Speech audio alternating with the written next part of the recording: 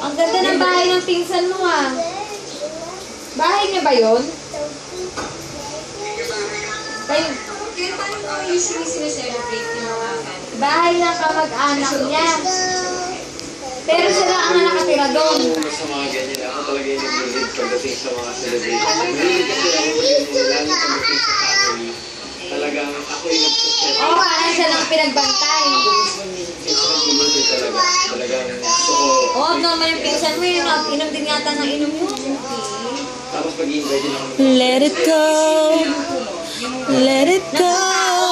May tindahan. Ang ganda ng pwesto niya doon, Chay. Kasi ang ganda. Siya lang yung may tindahan. Bukana pa. Ang gago. Pinabayaan yung tindahan. Sabi ko, sabi ko, ang ganda ng tindahan.